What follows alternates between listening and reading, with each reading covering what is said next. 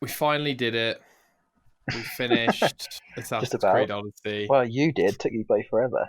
That is true. It did take me forever. And we finally done it. We finally finished the game. So this is our TGO special. Long time coming. I think, did we buy the game in April, May of this year? Oh Recording gosh. in Well, yeah, it August. would have been about a month after everything went into lockdown, I guess. I Yeah. think I already had the game, but I hadn't played Okay. it yet. So I bought it yeah. especially for, and we finally did it. It only took me a few months. It took you a week, Yeah, 110 hours week and a over half. about 10, so 10 times 10, 100, about 11 days or so. Took me 150 hours over weeks. Yeah. So this is our special. We're gonna have a deep dive, completely spoiler filled, of Assassin's Creed Odyssey. Going to talk about everything we want to talk about and cover with this game. We're both big Assassin's Creed fans. We've both played every mainline entry into the franchise. Creedcast, hashtag Creedcast. Mm. And I think the best place to start, Jay, getting right into it really, is at the end, in Okay. a sense. Don't give me your verdict, but what were your expectations of this game when you started playing it? Hopefully, by the end of the game, I would know a little bit more about where it was heading. The franchise or the game? The franchise, I guess. Just like hopefully there'd be like an answer to previous questions that I'd had. But again, I left it too long, so I kind of just forgot what I was expecting, really, if that makes sense. Sure. Yeah. Yes, because you finished it a while ago from recording. God, So yeah. so we have two different perspectives here. So I finished it like last week, I Uh think, huh. Uh huh. today, and you finished it weeks ago, months ago. So we've got two different perspectives here on our thoughts of the game after finishing it. My expectations of the game was that I didn't really want to play it after the exhaustion of playing Origins. So anything was a good thing at this point, but I did know the reputation it had of being a really good single player game, and I know that it was apparently humongous from the get go. Mm. So let's start with the protagonist, Jay. What do you think of Cassandra? She's probably one of the best ones. Like, I'd say the best protagonist we've had is probably Ezio, Sure. more than likely. I mean, for me, it probably goes Ezio, and then it goes Jacob and Evie, Evie. and then it probably goes Cassandra. I mean, Cassandra might even be like up there with Ezio at this point. I don't know. Just so I think I've probably put about the same amount of time into Odyssey as I had done in across maybe all three of the Ezio games combined. So, or at least close to. So it kind of felt like I've had the same amount of time with each character. Because they do say that, don't they? Obviously, when you've been around someone long enough, you tend to like that person more, depending on who they are. Even though it's a fictional person, but still correlates. So yeah, no, Cassandra's great. I'm so glad I didn't pick Alexios. He's a bloody ass. Even though I'm Yeah. sure he would have been nicer if I chose him as the good guy in quotes. Even Yeah. so, So I don't know. I even said this to you earlier about how I'm not that much of a fan of playing as male characters in games unless I like really have to. And I don't really know why. I think it's because I'm just so used to playing so many male characters that I just want a bit of a difference. I guess. I don't know. What about you?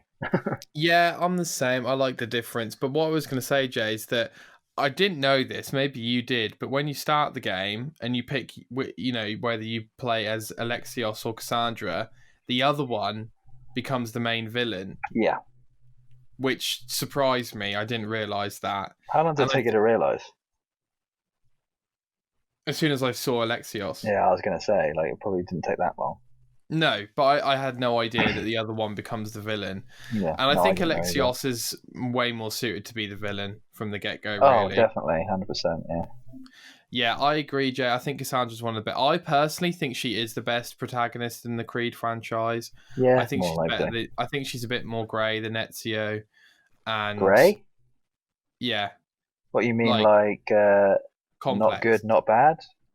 Yeah, Like, complex, I guess you get deep. that with like, I guess like villains. You get that sort of like weird comparison between like villains and good guys, right? Because villains are obviously they think what they are doing is good. They think they're doing the right thing, and the only way that they don't know or they are told they're not doing the right thing is if they have someone against them, which is the good guy, I guess. So I feel like the intentions of most villains are probably good. It's just they tend to go about them the wrong way. Mm. So that's I think that's why you can get both of them as, but either the villain or not to an extent somewhere in there. Yeah, for sure. For sure, she's the best protagonist, my favourite protagonist, perhaps unsurprisingly. And we then move, Jay, on to the main story of the game. Mm-hmm. So what did you think of the story beats, how long it was? We should break it down a bit here. There is almost 3 main quests in the game. So you've got the Cult of Cosmos. Yeah. You've got your lineage, so the Pythagoras kind of storyline. And then you've got your family, direct family, and reuniting your family. Mm-hmm. And you have to do all 3 of these. So Yeah. let's start with the family. Okay. That's probably the easiest place to start. Yeah.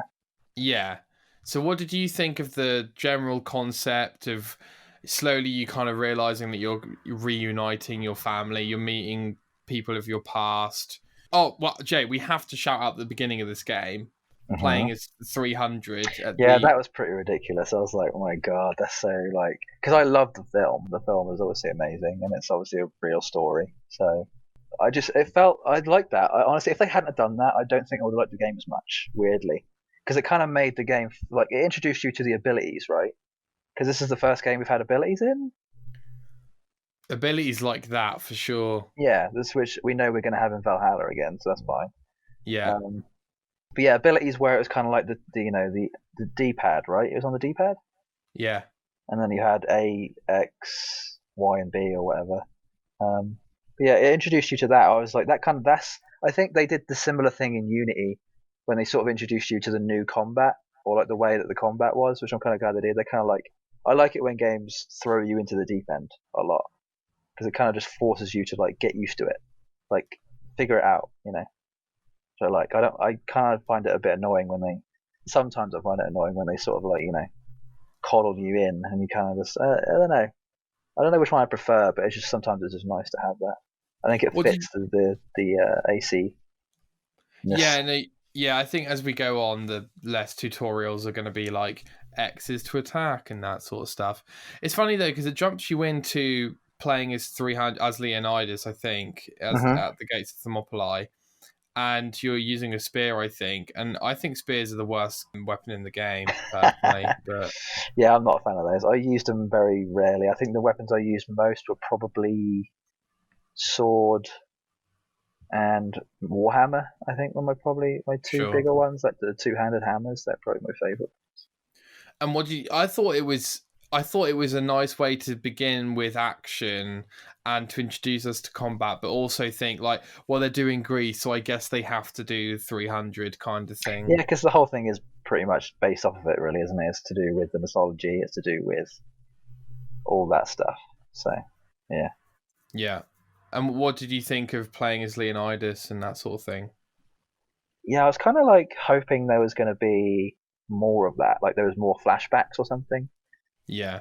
Yeah. Like to me, like weirdly, I mean, I hadn't actually thought about this until now, but it would have been cool if there was like a DLC where you could play as the prelude to the 300 battle. Like if you could play the actual like past just for like a mission or two, that would be cool. Yeah. What about you? Yeah. Yeah, I agree with that. I think that I was expecting a couple more flashbacks. Again, it feels like it was a necessary thing to do because when they do the locations, Jay, I Yeah. think there is an element of we've got to make sure we cover everything in the mythology we want to try and cover because it's unlikely we're going back there. Does that make sense? Mm-hmm. So I've talked Oh, I about that see. before. Yeah. But what did you think about Cassandra being Leonidas being Cassandra's grandfather? What was your thoughts on that? Yeah. So that's what it was, wasn't it? Leonidas. So Leonidas was your grandfather. Grandfather, Marine, your his mum, mother, was and Leonidas' daughter. there you go. That's the correlation. That's the one I was trying to find. Okay. So your dad is just some like awesome warrior, right? Awesome Your Spartan dad's Pythagoras. who just so happened to. Oh yeah, you're right. You're right. No, I mean like your stepdad then. Yeah, your stepdad is a general of Sparta, Yeah, there you go. called the Just a Wolf of high up. Sparta. Yeah. Yeah, your stepdad. Yeah, so yeah, your dad, who you then find out is your stepdad. Yeah, and the game kind of begins where you, as Cassandra, child Cassandra. Well, I think this is a Yes. flashback. To be fair, you get thrown off Yeah, I'm the trying to remember cliff. why. So the Oracle, Yeah. Oh, the Oracle, of course. controlled by the Cult of Cosmos, Yes. told them, oh but yeah, this is getting lengthy in it. So the bloodline, we're gonna have to start at the beginning because this is so confusing. There's a lot. Yeah. So the bloodline, The bloodline. there is a bloodline. This goes all the way to the second DLC. The ones who came before are called the Isu. I won't bother explaining them because Jesus Christ, that's I mean, they're 11 basically games. the first civilization, aren't they? The Isu, Yes. which are essentially gods, which is what Zeus is and all this stuff. Yeah, every mythological god that you know of Is an Isu. is an Isu. Exactly. Or like a level of Isu, because you can have Isus who are actually no, like you can't have humans that are Isus, can you? So Cassandra's bloodline is the mix between Isu and human. Yeah, she's a demigod. Yeah. She's not a god. She's And not human. She's a demigod. Yeah. yeah, but the Isu created humans, Filthy and mud. they created humans. Oh, And that's right. Yeah, they did, didn't they? Yeah. yeah, so then they, and basically, long story. Yeah, I'm not gonna. That's a whole Assassin's Creed thing. I have Yeah. a video on that, but yeah, essentially, you're half Isu, half human, and the Cult of Cosmos want to kill you, which is basically like a version of the Templar Order, if you will. They want to kill you because you're a threat to them because of your power. And because So Juno probably told them to, right? maybe. I think that's I think that was basically what the ending was, is that Juno was behind everything anyway, because she's been behind everything this entire time. Yes, that is true. We will come on to that. To that. So, let's have a think here. So they want to kill you. So the Cult of Cosmos control the Oracle, yes. who tell everyone in Sparta, your children need to die because they're a threat to Sparta. Well, wasn't it that the brother needed to die, and not necessarily you? But then you end up pushing someone off the cliff, so now you need to die because you killed someone. Yeah, I think that was it. Yeah. So they killed baby Alexios, or tried to, and then Cassandra kills the guy, threw him off. Yeah. And then your stepdad throws you off. Yeah. But you both end up surviving. Yeah. What did you think about that, Jay? Well, they had to. It makes sense. But you're going to die at the beginning of the game, are you? Well, no, but I got Cassandra not dying, and then as you're thrown off, you kind of find Leonidas' spear, which becomes your main weapon. Yeah, that's cool. And you have no hidden blade, which I don't like in this game. Well, technically, your spear is your hidden blade, right? Because you can throw it later, I guess, or whatever. Yeah, I miss hidden blade, but baby survivor, and I was like, give over. I mean, they're bouncy. They're supposed to be able to survive from heights, aren't they? Is that a thing? That's how that's how babies have evolved over time. Right. If you drop them from a great height, they're supposed to be able to survive it easier than anybody else. Their bones are rubbery when they're first born. Interesting. Yeah, that's why they're so malleable. They're basically like clay. Just mold. So, mold the head. That's why you can't. That's why babies have that soft spot on top of their head, because their skull isn't fully formed. Yeah. So yeah. Or whatever. Okay, yeah. So they survive, and then the Cult of Cosmos capture Alexios. Yeah. And train him. This confused me. They trained him up to be Deimos, which is code name for like a real tough guy, basically. Yeah, basically like a warrior or like a killer assassination type thing. Yeah. So what did you think of your brother being the villain, Jay? What did you think of Alexios, Deimos in general? Well, they kind of give you like an option, right, throughout the game to try and like win them over. Yes. Same with like other family members to be able to like join you at the end. And I felt like even from the beginning, I was like, there's no way I'm going to be able to win this guy over. so I didn't I even felt the bother. same. I I was felt like, the screw same. you, you've already made your decision. I don't care what you want to do. I'm going to get rid of you, regardless of what you do. You know, like I was just like, I wasn't having it. I was like, dude, you can't see the bigger picture here. What are you doing? You know, he's And been he does brainwashed. some pretty atrocious stuff. Like when you Yeah. meet him when he's an adult, he like butchers this guy in front of Thing you is, and I stuff. think that's like one of the biggest moral decisions you have to make in every single Assassin's Creed game. Because you even get told by people like, you're just as bad as the Templars. You're just as bad as the enemy because you kill for the same reasons, just for your agenda rather than their agenda. Like you're both as bad as each other, but one thinks they're more just than the other. So it's just they're both villains. It's just depending on which side of history you want to be on, really. Yeah. So did you kill Alexios? Yeah, 100%. I was like, dude, screw this guy. So when did you kill him? When did the game give you that option? Uh, at the At end, I the end. guess. Well, Right. not really the because that's the thing. I thought I came to the ending like 3 times during this game. I thought, right, I've killed him. It's the end. Nope, still got another like 10, 20 hours to go of like normal campaign stuff. So I was like, yeah, okay. Because of the multiple paths and because you fight him a few times, don't you? Yeah, you fight him, but then you get to a certain part of his health, and you have to like a tree falls down, and then you have to like run away or something. Is that when you killed him? No, this is like near the start of the game. No, that's like halfway, 3/4 of the way through. That's when he kills your friend. Yeah, the Yeah. one who you see in the underworld later. Oh, mate, so much to talk about. Yeah, Yeah. Okay. So on the family side of things, then, what do you think of your mum, Marine? yeah, she was probably the best character other than you. It goes you, and then a few other people, and also Marine is in that line of people. She's great. She's like badass. She's like this leader of this island essentially. She's like the Naxos governor. Island. Yeah. It's insane, Yeah. like how she just went away and has become this like leader. I don't know. There's some sort of like weird thing with that family where they all seem very like they all need to be leaders for some reason. The dad is a leader, or the stepdad's a leader, the mum's a leader. You're kind of a leader of the assassins or whatever. All this kind of stuff. Just makes I don't know. It's good. I liked her a lot. What did you think of her? Yeah, I agree. Second best character. I'm kind of glad she Really. was that though, because if she was just a normal mum, you'd be like, well, bye, mum. I got to go do this thing now. But she ends up helping you. It's like sweet. Yeah. And she was the first character from your past who was like dying to see you. Like she thinks you're dead for 20 years. Yeah. So the reunion is very emotional. And when your stepdad sees you, it's like you threw me off a cliff. Like I want to kill you too. And Yeah. I was very close to killing my stepdad. Oh yeah, they The give you a Wolf of decision for that, Sparta. right? Yeah, near the start of the game. What did you do, Jay? No, I didn't kill him. I don't think. You saved him, yeah. Yeah, I think I saved him. And then what do you think? I saved him too. It's funny. It was one of those moments where what I was thinking, Cassandra said out loud. So I was Oh, like, sure, "It's sure. worse. It's worse if you live with your guilt." Yeah, Uh, 100%. It's much more of a torture that way, isn't it? yeah, and that's exactly what Cassandra said. So I was like, "Oh, nice writing, guys. Nice writing." Yeah, writing impeccable.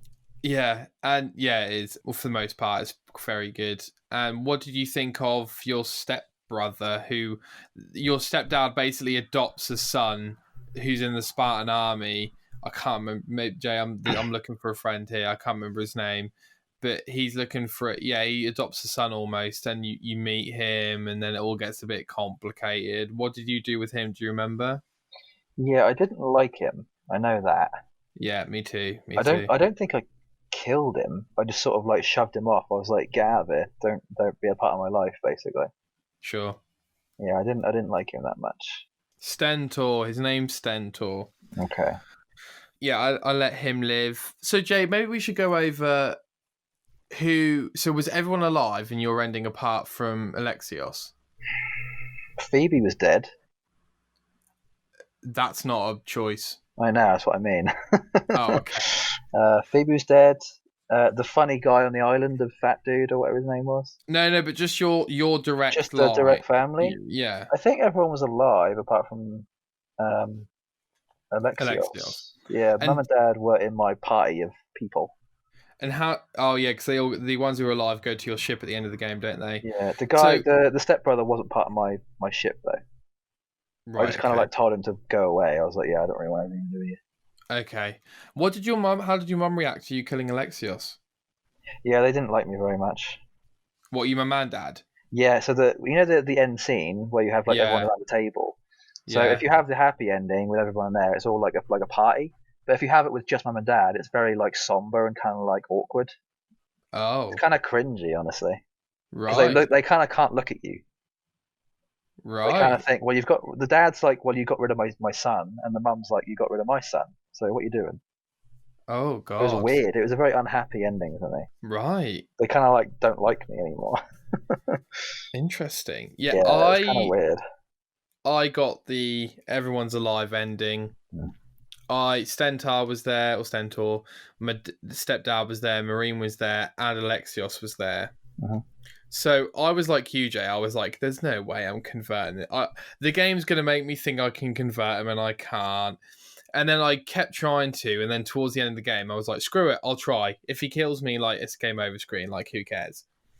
So I, yeah, I ended up trying to convert him, and he eventually let us, Yeah, I let think his there's guard literally down. one instance where if you say a certain thing and then the other certain thing, it's like a point of no return, essentially.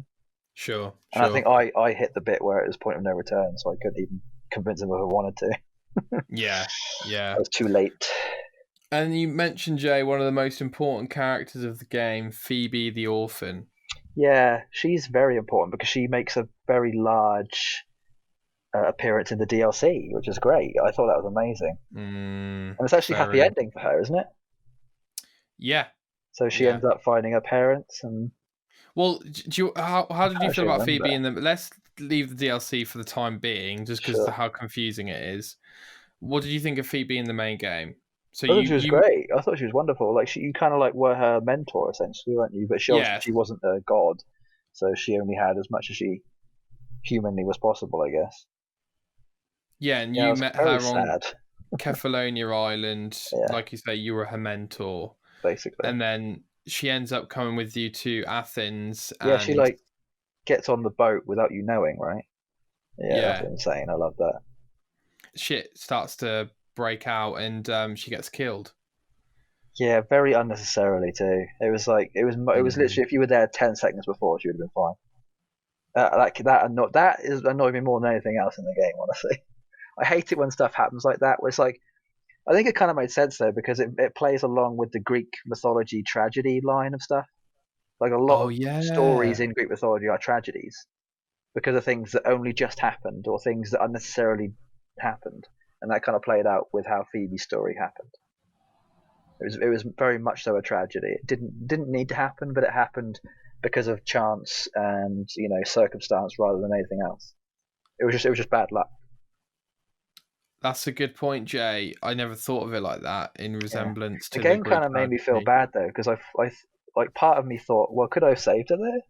I didn't Mm. understand. I didn't understand if there was a chance of me being able to save her if I got to her quicker or whatever. But no, it was all played out how it was supposed to. So Yeah, yeah. So it's something like she's trying to give someone a message, yeah, and these but she guards gets caught, basically, right? Yeah, yeah, yeah, and these guards kill her. But so very, very unnecessary. sad. Very sad. So unnecessary. Possibly the saddest death in Assassin's Oh Creed. yeah, one of definitely.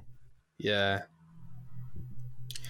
yeah. So that was Again, it sad. sounds like again play makes for good writing though because it made you feel Mm, something. yeah, it's true. That's what you want good writing to do. Once it wants it's supposed to influence everybody differently or similarly depending on how you write it, isn't it? And that's a good sign of good writing. That's how you know. It might be worth me mentioning, Jay, at this point that for me, Odyssey tries to be The Witcher 3 a lot of the time, but it doesn't quite cut it for me. Like, I don't know what you thought, Jay, but I thought a lot of the animations and the cutscenes where you're having a conversation were very unpolished. What in Odyssey? Yeah. Yeah, there were definitely times where I thought they probably could have tweaked that bit better, but I'd say as an overall, I'd probably give it like a 8 out of 10 in terms of like animation cutscene wise. Fair. It wasn't Fair. definitely wasn't the best, and it definitely wasn't the worst. It wasn't middle of the road, and it wasn't middle of the middle of the road. It was just a little bit better than middle of the road. So yeah, no, I thought it was fine. I mean, it was good. It was as good as you could get from a 2018 game, really. I guess. See, I don't think that because Witcher 3 came out in 2015 and I thought those animations during cutscenes were perfect. Yeah, I don't know. I've always found the Witcher ones to be a bit clunky. Really? Yeah, so I guess there's your difference. I There guess you I've go. always found Witcher to feel very clunky and very PC animation clunkiness Right, sometimes. right. Okay, But okay. that might just be personal preference. I don't know. No, no, fair play. And then we have another key character, Barnabas. Barnabas, yeah. Remind me who Barnabas is again. He's your main captain on your ship. Oh, he's the guy with the wonky eye, right? Blind in one Yeah, eye. Yeah, yeah, yeah. What do you think of Barnabas, Jay? he's great. He kind of reminded me. He was kind of like, Adewale? yeah, yeah, I guess so. He just kind of like was that best friend that kind of stuck around and was always there if you needed him. He was kind of like the secondary cat. He was like the co-captain of the ship, right? So if you Mm, needed the ship, he would just like appear with it out of nowhere and be like, "Right, come on, Captain, let's go."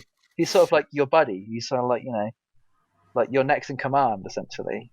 He's kind of like what I imagine some of the characters in Pirates of the Caribbean to be like. They just sort of turn up with the ship when you need them the most. They don't. You never have to ask them for anything because they always have your back. Always. Great. absolutely. He backs you up no matter what you do, That's. and I he's think a really we cool could just say character. this as a general, but every character in this game was amazing in terms of the friendly ones, I guess, and even Yes, the bad ones. Every character had a brilliant character arc. I can't that's think of a true. single character that disappointed me, honestly. Other than I guess the stepbrother. The stepbrother was a bit naff to me, but other than that, even like the pirate lady was amazing. Right, yeah, the one who's with Marine. Yeah. Yeah, every character just felt like it felt like a movie, like you were being introduced into a character that had depth to them, which again just lends itself to the good writing and character building and world building. Like I want every game to have that. It just felt so big from the get go, but it never really felt too daunting, though. I will say, like all these new characters, it felt like the pacing of all the new characters coming in was quite nice. It didn't feel like too much of a rush. I don't know if it's different for you or not. No, I think that in terms of the character introduction, it was perfect pacing. It Mm. wasn't too many, like a lot of open world games. I think the gameplay wise, it was overwhelming, but character wise, really good pacing. And to be fair, when you look back, I think the characters are quite memorable. So actually, they're probably better than you even realize when you're playing it. A lot like Borderlands. Borderlands tends to do a quite a good job at making characters memorable. They're not all like the same character, just with a slightly different nose or something. Like they're Yeah, actually different. They're built different. yeah, Especially that bloody pirate lady. She was mahoosive. She was like a bloody Amazonian. That woman was yeah. massive. Forget Abby. Fuck yeah, Yeah, literally. she was huge. There was some other. I don't want to go into every figure, but the kind of No. one that sticks out for me. I mean, you can talk about the ones you want to talk about, but the ones that stick out for me, there's obviously lots of historical figures that you meet. Oh, I think we're probably going to say the same person. Socrates, Socrates. Yeah, exactly. He. I think he was probably the best. I don't know. He's just like, I the guess, best historical philosopher. figure. Yeah, Yeah, yeah, yeah. best historical figure in the whole game, definitely. I also liked. I can't remember if you remember his name, but the really like horny guy who was just Oh, like constantly having sex with everybody, yeah. and he's like Yeah. all about. He's just like got all these relationships with all these different people, and you have to like go help these other people. It's like, Did you shag him? everyone multiple times. Do you remember the party with the other philosophers, and he was there as well, and you end up going in that room and you have to like bang them all, Yeah, I guess. Yeah, yeah. I remember that. I thought that he was like, "Go get the oil," and I was like, "Which oil do you want?" Okay, like they should have covered themselves in oils all this stuff. It's okay, What? fine. So, which when you do that, Jay, and Yeah, you can do it multiple times, can does your yeah. relationship change, or does he fall for you, or like what's the deal? What do you mean? Like, does anything come out of the fact that you get with him loads of time? Because I never got with him.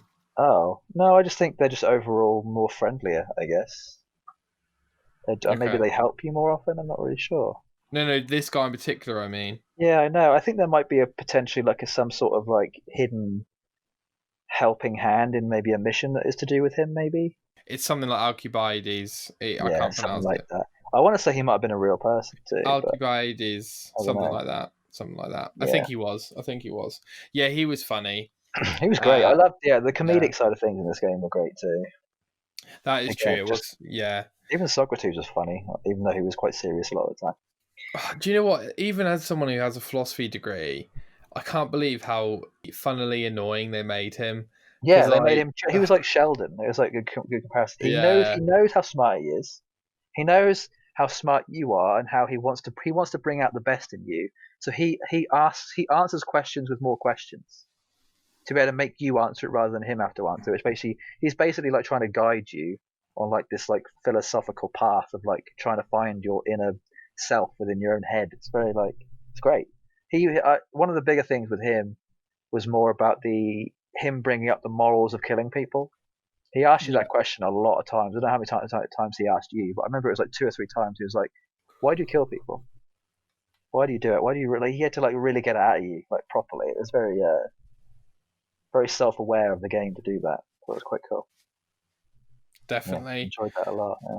And then finally, Jay, on kind of the family side of things, Mm. Pythagoras is your dad.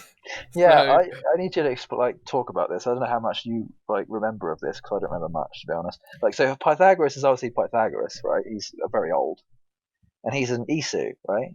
Or no, he's not. He's a human, but he was able to live long enough because of the staff. yeah, Yeah. Okay. There we go. yeah. So he's, I guess the timelines didn't match up, and he existed before these other figures. But I guess he basically, is an Isu though, right? Because you're still half and half. He's the other half. He's the Isu half, or he's the god half, right? hold on, Because your mum is obviously the human half. hold on. No, because it goes before their bloodline. Oh, okay. I think no, because they're both got the mix. Oh, okay. I think so. I'm not actually sure where it started. I think they just created Yeah, like some sort of thing in there. yeah. Regardless. So basically what happens is because like when I was playing through the game, I was like, "Where's Pythagoras?" And then I was like, "Oh, that's kind of smart that he's like your dad, and he's like a really big figure in the game." By the way, shout out to Plato who you meet as a kid. That's Yeah, I was waiting awesome. for you to say that. That was awesome. That's awesome. Yeah. And I was like, "Is Aristotle here?" Nah, no, fair enough. Homer? So yeah, Pythagoras is your dad. He's kept alive for an extra 200 years by the staff, A lot and longer than then that, wasn't maybe. it? So we concluded the family one concludes with that scene that you talked about, Jay, Yeah. and then this quest line concludes when you find Pythagoras with the staff. So I did this quest line first, Jay, and this is my ending to this quest line, which isn't a choice. Cassandra takes the staff. Yeah. We'll come on to this in a minute. She keeps with it until you, as Layla, the present day assassin, finds her, Cassandra. 4,000 plus years later, yeah. Or close And to that then at least. Cassandra gives Layla the staff. And I was like, this is a 2,000. great ending. And then I had an extra 20 hours of game to play because that was only one of 3 quest lines to finish. How weird is that? It did feel weird. It honestly felt like a game that had 3 campaigns, which it basically was. But I feel like because of that, the endings felt Uh, so much more weirder. what, like lackluster or just. Yeah, like, oh look, Layla's got the staff. Oh no, sorry, you've got to finish this family quest line and do all this other stuff I guess before you. that was remedied though by the DLCs, right? True. Yeah. True. So at least we got the remedy for it. It's just that in between the remedy, there was a bit of confusion. Would Yeah, you say that ruined the experience or I think it definitely dampened on the ending. dampened? That's a good word, yeah. Yeah, Okay. Okay. I kind of felt a similar thing. I wasn't too fussed. I kind of figured, well, they're gonna fix this in the DLC, so I'll just wait. It's fine. I mean, I'm sure there's still plenty to come. true. Because I think ultimately Pythagoras really only had you because you were supposed to be like a weapon, right? That was the whole point of having you. Good point. Yeah, he's like, That kind why? of made me think, well, should I really care if you're my dad or not? Because you just used me, or you made me because you needed, the future of the human race to be slightly different or something. It kind of made me not think of him more as a dad, more of a scientist who was just doing experiments, and I just happened to be the rat that he birthed from another rat. If you know what I mean? Kind of Yeah, felt a bit weird, a bit like in a cage. Kind of like, oh, okay. yeah, you're right. Good point you bring up, Jay. Yeah, because you're really curious who your father is at this point.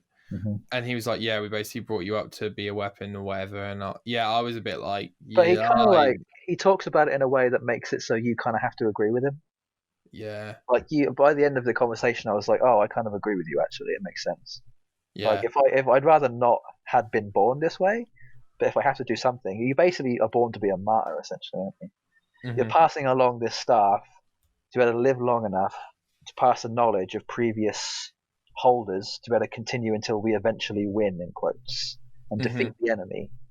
So I can kind of like, because obviously the next staff holder is Layla, right? So Hmm. kind of have to wait and see how many years it takes from Layla until we finish everything. What's going to happen next? Like, I think the biggest question out of all this is Layla going to be in the next Valhalla? Like, is she going to be a part of everything? And how is she going to be involved? Well, that's a nice segue, Jay, onto the present day side of things. And for the record, Jay, it always feels like when Quebec do the Assassin's Creed game, so much more happens in the story. Yeah. Like if you look at Origin's present day story compared to Odyssey, it's night and day Oh to how yeah, much massive. actually happens. Yeah, yeah. But present day story, Jay, I think we mentioned this earlier when we first started playing the game, but what did you think of, we're playing as Layla again from Origins. She's got an extended team. We've got Victoria. There was a little hideout which had lots of cool Easter eggs, which I think we've maybe talked about. Splinter Cell Easter egg, Syndicate Yeah. Easter It egg. was basically all the Ubisoft stuff, right? Yeah. Whereas in What? Origins, it was Final Fantasy. Yeah, Yeah, which that's I thought was right. quite cool. But yeah. What did you think? What did you think of the present day things, extensions, and what did you check out all the data logs and emails and all that stuff? No, Okay, no, not okay, really. I fine. mean, I might have checked out the odd one here and there just to sort of get a bit more info on something.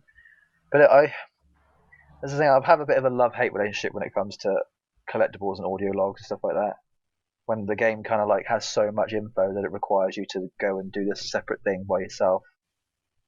I'm actually like just starting I'm a bit annoyed and fed up with Assassin's Creed in general, Okay, but only when it comes to the story. Like I feel like the story's gone on so long now that I feel like the Assassin's Creed story could have been finished a game ago. Like they definitely could have, but the only reason they keep going is because they feel like maybe they don't have an ending and they don't know how to end it, right? Or maybe that there's just so much more to tell that why would you ever want to end it anytime soon? I just kind of feel like there should have been an ending by now.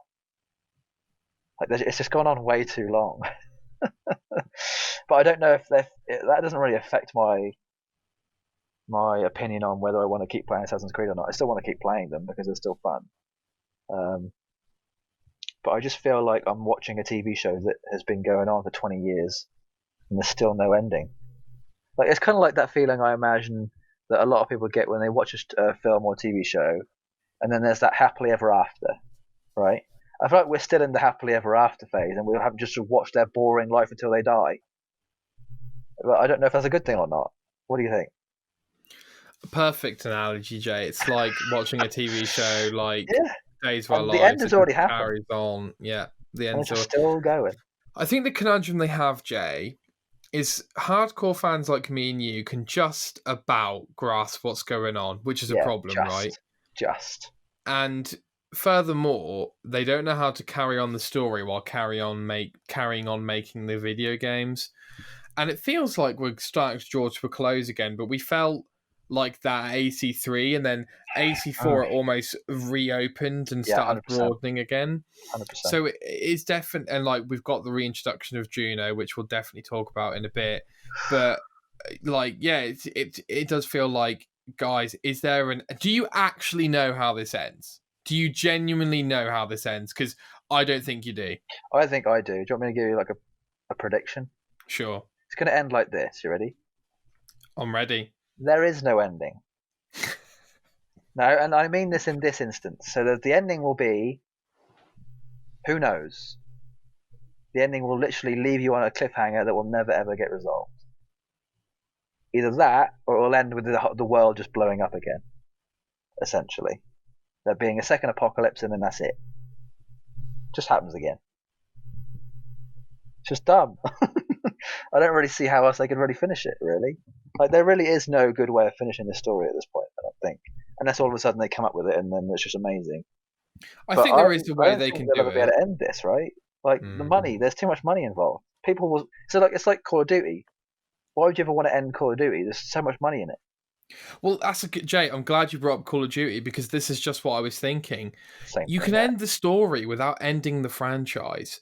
You Uh, just I don't know. separate them. So you end. So like, let's say they finish the story in Odyssey, Oh, right? And all they do is they finish it and say, oh, the Templars are still active and they're still doing projects and history. And then every game after that, that's just what the context is within the story. That's all you have to yeah, do. kind of like a comic book. Exactly. Like the same characters are involved. It's just a different point in time, and there's no ending because it's a little bit like the Batman Joker problem. Like there's no Batman without the Joker, and there's no Joker without the Batman. They kind of they have to coexist for the world to exist. And I guess the Templars and the Assassins are the same thing. They have to coexist for the world to exist. So it'll just go on forever. There'll be literally no end to it. There'll be a future where it just doesn't end. Either that or everyone dies. I guess it's a little bit like the Jedi's and the Sith. If the Sith all go, that's it. There's no need for the Jedi's really anymore, other than just to protect the people from small crime. Yeah. And vice versa. If there's no Jedi, then the Sith will just take over, and then they'll rule their world how they want to rule it. So either everyone dies, or one side dies, or no one dies. We just don't know how it's gonna play. And I think the reason why these games do well is because of this conversation. We're just going to keep talking about it until it stops, or until it doesn't stop. Like this game could literally keep going for another 100 years. They've got so many things to choose from. Too many things to choose from. So I guess we don't really have much, in the way of needing to complain about any of it because it'll just keep going until we get bored of it. I guess I think that's the biggest question: is when will we get bored of Assassin's Creed? When? When do you think? Like Well, realistically?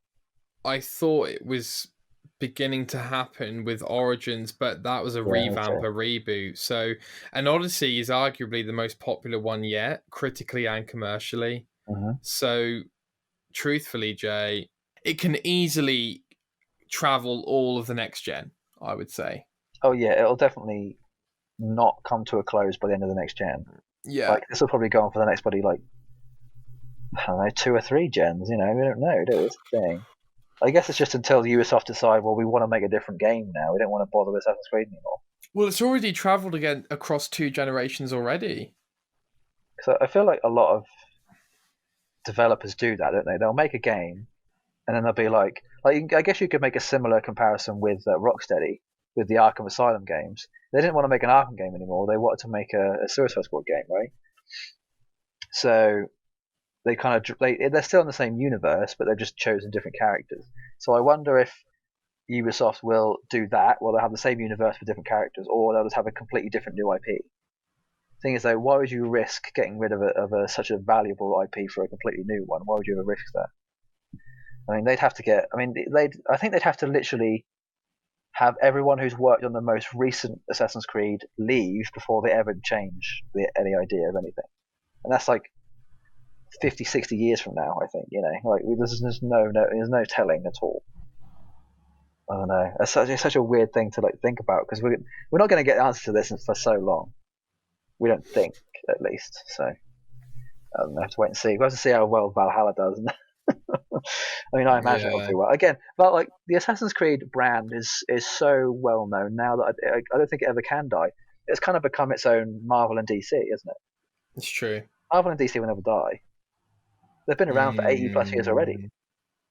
Almost 100 years at this point. It's For what it is, I do think it gets away with murder because I can't imagine a Call of Duty like Modern Warfare. I can't imagine that lasting 2 generations, as in the story. I mean, story-wise, no, but in terms of the same ideas of it just being shooting and killing people, yeah, sure. Yeah, sure. Yeah. So going back to it, Jay, Yeah. present day story. What did you think of the continuation of Layla and some of the other elements being introduced in the present day stuff? I don't know what to think about Layla ultimately. Okay. I guess she is obviously just a part of the bloodline, right? Is she? So she is the same bloodline. Yeah, she's Cassandra's great 1,000 times great granddaughter.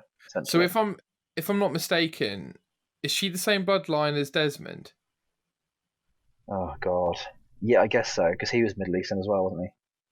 I think he was. Yeah, I think everybody who's got that bloodline has been Middle Eastern at some Right. point, right? Or at least in that middle world. Like they're either North African, Middle Eastern, or Southern European. Because like if you actually think about it, every single AC game has basically been within the same circle, apart from the Americas, right? You've literally got Southern Italy, or just Italy, which is Southern Europe. You've got North Africa of Egypt, and then you've got the whole of the Middle East with the Third Crusade and Greece. Like that is the Middle East and Southern Europe. So you've basically just got the same circle of people within this bloodline, and then you've got this weird separation with all the sort of the London and the New York section of stuff, and now the Vikings. So yeah. In terms of her though, I don't know how much longer they're going to continue her line of stuff. I imagine she's probably going to come out of it at some point, and someone else is going to take over, but I don't know who. I don't know how. Whether that's going to completely make us forget about her and come back to her 2 or 3 games from now, I don't know. I don't know if I like. I think she's fine, but she was a bit. She did act a bit strange at the end of the game. She kind of like acted like she was like this god all of a sudden, which I guess Yeah, she kind of is. But she acted a bit entitled, a little bit, we'll come on to that. a bit But murderous, as she gets. yeah, she's interesting, I guess. She almost feels like a villain. Like there's a very very fine line between good and evil, and she's really riding that line hard. Yeah, we'll come on to that because I've got some questions for you regarding that. Yeah, Some clarifications, if you will. sure. One of the most important characters of the game, Jay, is Greece. Yes. So possibly the prettiest location we've ever had in a Assassin's Creed from a nature point of view. Yeah. Because Yeah, it's I'd say so. green, it's Animals and everything beachy, too. it's blue. So, do you want to just talk about some of your favorite places in Greece and some of the things that you Wow. liked I think I'm going to have a similar about it? answer to you, unfortunately, or Okay. maybe fortunately, which is the islands, right? Yeah, they're The islands cool. were amazing in this game. It definitely, I think it kind of like, I feel like the islands in this game made more sense than the islands in Black Flag. Like they kind of Yes. felt like these are the kind of islands what Black Flag should have had. Even though Black Flag probably made more sense for the ones they did have because it felt more deserted island, kind of like piratey, right?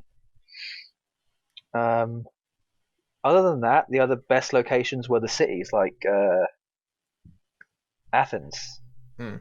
and like really built up places that had all these philosophers and artists and sculptors and these docks with like amazing fishermen doing all this kind of stuff. Like areas like that were pretty amazing too. How about you?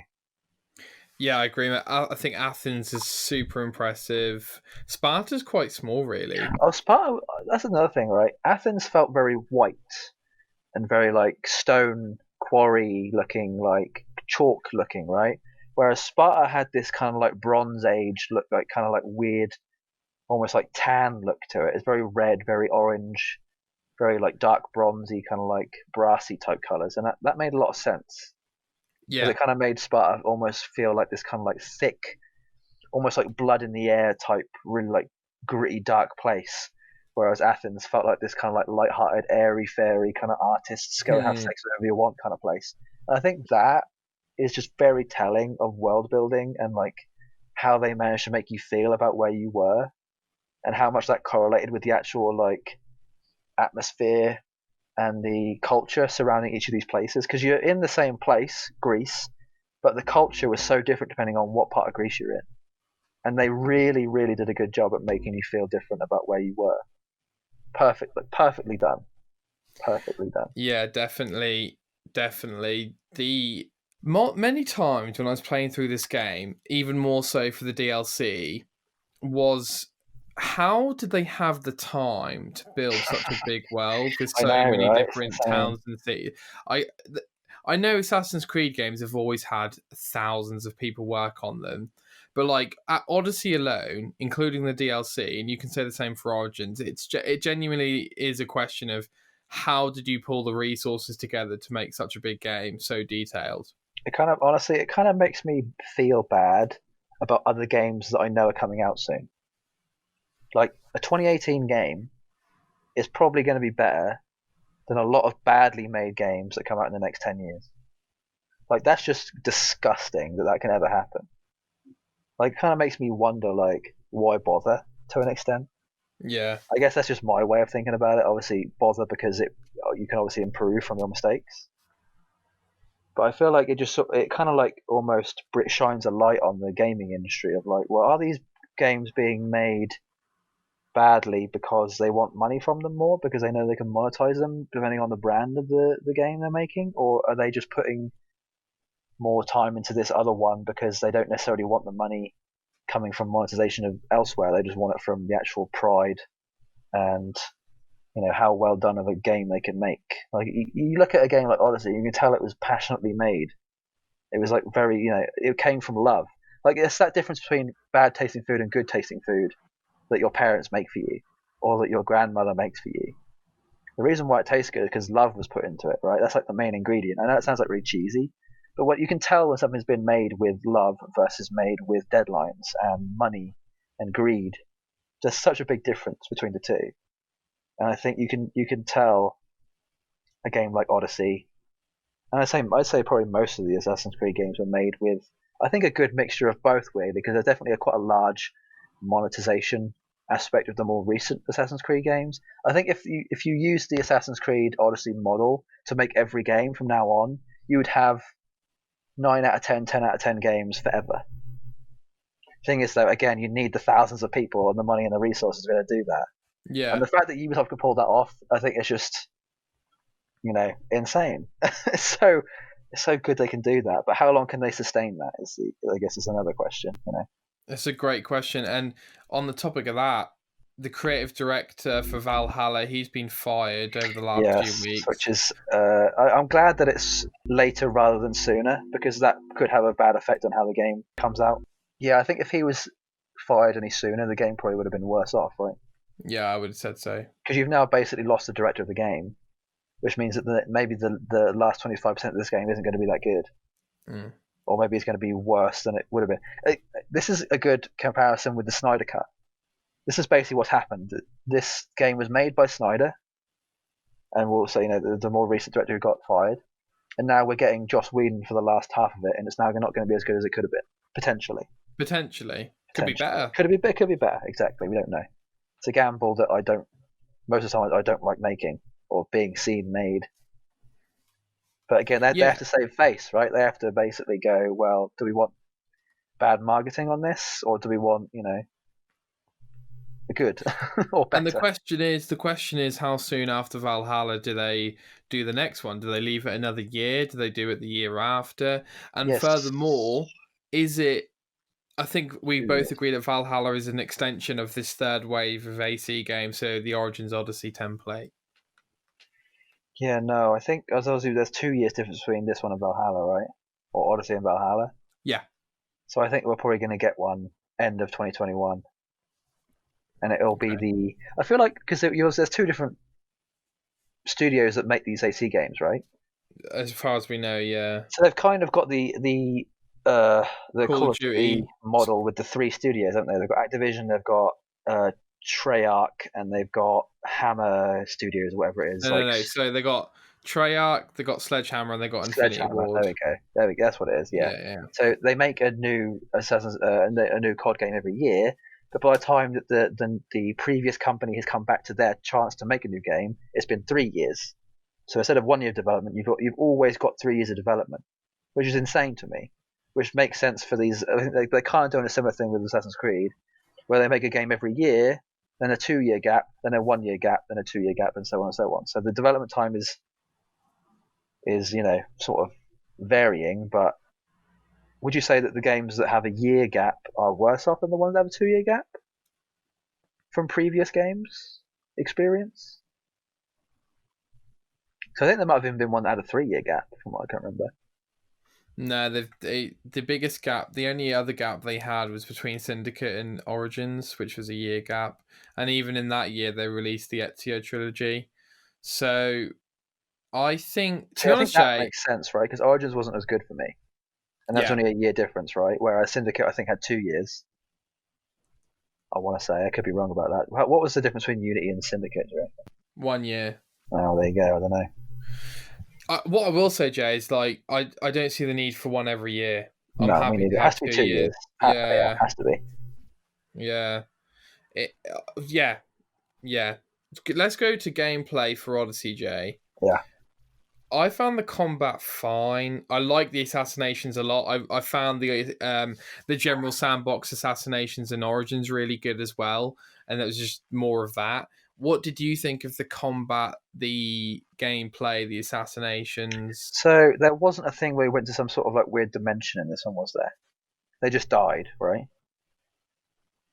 You mean Fade Away? Yeah. Yeah, no, I got that because I had the DLC installed from the beginning, and that was a DLC ability. No, I mean like do I mean that? I mean like in Origins when you killed someone, you went to that weird black place, the afterlife essentially. Oh, right, yeah. But in Origins you didn't have that, or in Odyssey you didn't have that. Like when you killed someone, you didn't talk to them for a bit before they died. They just died. Oh, in Origins. No, you In had that in Origins you talked to them, didn't you? But in Yeah. Odyssey you didn't. You didn't talk to them at all? I don't think so. I can't remember. It's been a while since I played Oh, it. Jay, I'm so glad you brought that up because that is a signature thing of Assassin's I know, Creed. that's what I'm saying. And I I think like the ones in Origins a lot. well, where you talk to them for a bit and you sort Because of like, it was all you black wipe the feather, goo. right? Yeah. Yeah, it was all black goo and stuff, you know? Yeah, it was essentially the sort of the like limbo, essentially, wasn't it? It was the in Yeah, between. yeah. Oh, yeah, that is it. I feel like Whoa. they only really do that if there's some sort of religious reason or some sort of cultural reason, Mm. because obviously Egyptians have the afterlife and limbo and all that. The Middle Eastern, like Altair, kind of had a similar type thing. It was all more to do with like religion and Well, they that did kind of it stuff. in Assassin's Creed 2, though. Yeah, that's Catholic though, right? He was religious to a degree. Yeah. I think that's a big that's a I didn't notice it to be fair, but I think they should have put that in. I can't remember if they had it or not. Yeah, no, I I don't bet they think they probably did. should have done. I I don't think think they they will did. in Valhalla. They'll have that. They'll have some sort They of like definitely Valhalla. they definitely didn't have like her wiping a feather or anything, and they No, didn't have the nothing like loading that. No. screen either. Well, there Oh you go. yeah, they've got to do it for Valhalla. They have to. Yeah, because if you die on the battlefield, you go to Valhalla. There's all this like afterlife reincarnation stuff with the Vikings. That makes sense. But in terms of combat gameplay, yeah, I liked it a lot. I'd say it's probably the best one so far in terms of this era. Like the weapons were a lot smoother. The sort of loot in general was just much nicer and much better put together. The combat I think was fine because you had all these abilities now, so it kind of felt more like an actual like ability game. Like you've got games where it's just mash square or mash triangle, or whatever, like a little bit like a Batman game, which is what previous Assassin's Creed felt like. Counter this and then just attack or wait for a thing. You still had that, but you had that with abilities, and the abilities just made it. I think it made it feel more godly. I think that's the reason why they had abilities, right? It's because there was gods involved, which I imagine is maybe it's like some sort of mythical thing, which again makes sense in something like Origins or Odyssey or Valhalla, because there's this like religious, godly, worldly, mystical, spiritual thing going on. So it kind of makes sense that is a thing. So yeah, I liked how that came to be, and I'm glad that I'm hoping we see more of it. I like the fact there's health bars, makes it a lot easier. I like the fact that enemies are level based, so they're harder depending on what level you are. Was there a thing about like heavies and stuff, where they're like enemies that were heavier, like brutes essentially? There was that, wasn't there? Yeah, there was more shield. Yeah, there were, and there was Yeah. shielded enemies as well. Yeah. And then like people with bows and arrows and stuff. Yeah, no, I think it was Yeah. fine. I don't think you could have improved it much. There was no real necessary need for any other enemy type. I don't think you're kind of limited by the time era, like the era of the time, aren't you? You're not gonna have people with guns over there and people with bows and arrows because there wasn't guns yet. So kind of just it makes sense for the time as long as they stick to the era that they're in. Whatever. There's a limit to what you can do. So as long as you reach that limit, I think it's fine. What about you? What do you think? Yeah, yeah. I mean, I think it's very functional. I don't have too much passion about it. Is what I would say. I mean, it didn't feel like heavy or like it felt No, it quite did feel smooth. light. Yeah, I guess maybe I'm getting a little bit of fatigue from that general counter. I know this is the typical Assassin's Creed thing, whatever, but I found more often than not, Jay, spamming the attack button, just wanting the combat to be over because I had so much fun assassinating. So yeah, Okay. yeah. So I ended up boosting all my stats towards combat because I was like, get me out this encounter. I just want to assassinate people because I feel really cool when I do that. Yeah, I guess that's probably maybe the downside to Assassin's Creed is you're definitely doing a lot less assassinating. Yeah. Although I feel like the assassination part of Odyssey was quite good. Like it wasn't, awful. I No, no. like the fact that you could throw and basically teleport to someone. I thought that was bloody Yeah, that was amazing. awesome. That was awesome. The fact that we're probably not going to get that again in Valhalla annoys me a little bit. It's kind of like going. I don't know if you ever had this with you ever played Call of Duty, but there was a Call of Duty where you run around on the ground all the time. But then there's ones where they had jetpacks. It's kind of like going from jetpacks and then back again. Like a similar type thing. You've sort of been given this like upgrade. Now the upgrade's being taken away from you. It's like, oh, okay, fine, I guess. Yeah, I like the assassination in this. I don't think it was. I think just because it's different doesn't mean it's necessarily worse. I definitely feel like Assassin's Creed's sort of gone in that direction now, where it's more of an action game and less of a stealthy game. The game stealth definitely still is prevalent and makes sense for how it's doing it. It's just different. So would you rather the Assassin's Creed game be more about close-up assassinations now? Oh yeah, for sure. Yeah. Yeah, I feel like that's sort of we've sort of had that, right? We've had our cake and ate it at this point. Eaten it, ate it. Yeah, and they are trying to like you can either go in heavy combat or you can assassinate.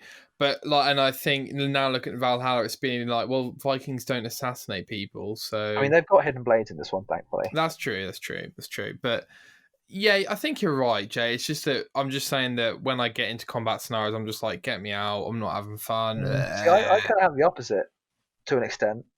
I think I have maybe like a good like a Goldilocks version Oh of that. yeah, yeah. Yeah, which is weird. Again, makes sense for me. But I like the combat.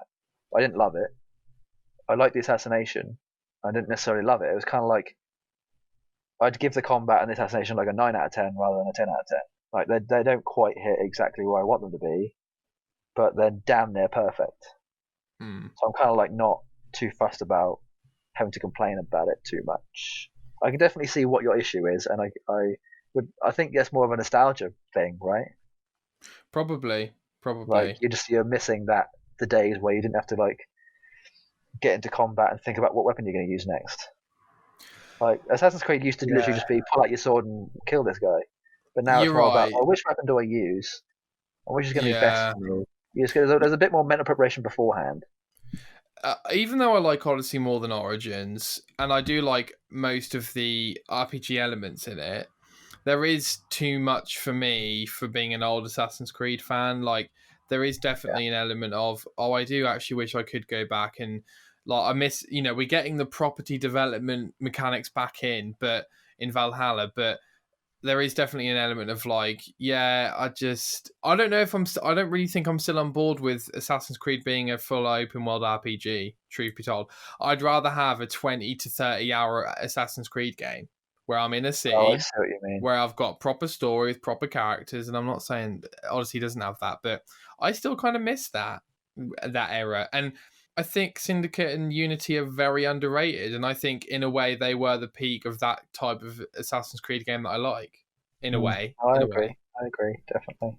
But I don't know if you're maybe having this feeling because you're a lot closer to having just finished this most recent one.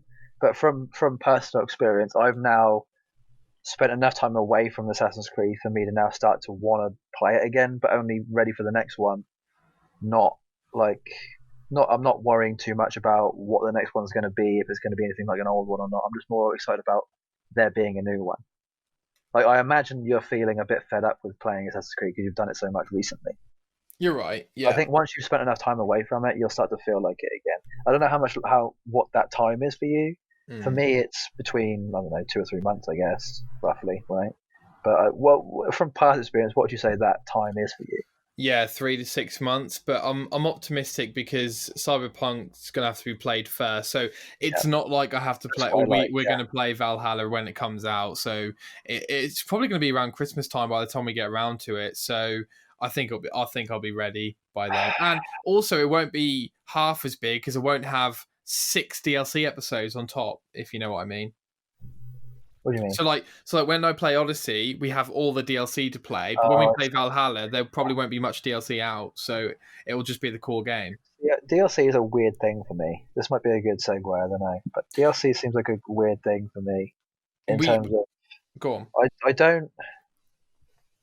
I've only liked one set of DLC for Assassin's Creed games so far, and it's just been the Odyssey ones.